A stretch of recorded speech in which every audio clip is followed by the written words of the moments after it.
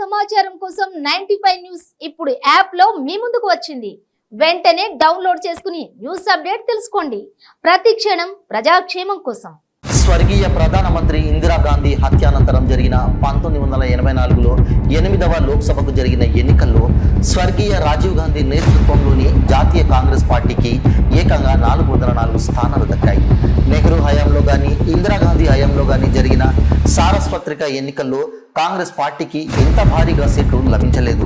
ప్రస్తుతం నరేంద్ర మోదీ నేతృత్వంలోని బీజేపీ 700 సీట్లు గెలుచుకోవాలని స్వర్గీయ ప్రధాని రాజీవ్ గాంధీ సృష్టించిన చరిత్రను బ్రేక్ చేయాలన్న దీక్షతో పోరాడుతోంది. చూద్దాం బీజేపీ ఆశలు నెరవేరుతాయో లేదో. 1984 అక్టోబర్ 31న ఇందిరాగాంధీ హత్య యావత్ ప్రపంచాన్ని షాక్కు గురిచేసింది.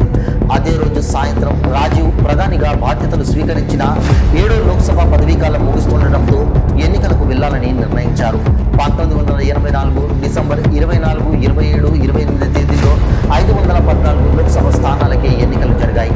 ఉగ్రవాదంతో అట్టడుగుతున్న అసోం, పంజాబ్లోని మిగతా స్థానాల్లో 1985లో ఎన్నికలు జరిగాయి. సానుభూతికి తోడు ఇందిరా దూరదృష్టితో చేపట్టిన అభివృద్ధి పనులు కూడా కాంగ్రెస్కు కలిసొచ్చాయి. హరిత విప్లవంతో పంటల దిగుబడి భారీగా పెరిగింది. రక్షణ, ఆర్థిక రంగాల్లో కీలక నిర్ణయాలను జనం హర్షించారు. ఇందిరా హయాంలోని 1980 నుంచి 85 6 పంచవర్ష ప్రణాళికను అత్యంత విజయవంతమైనదిగా చెబుతారు.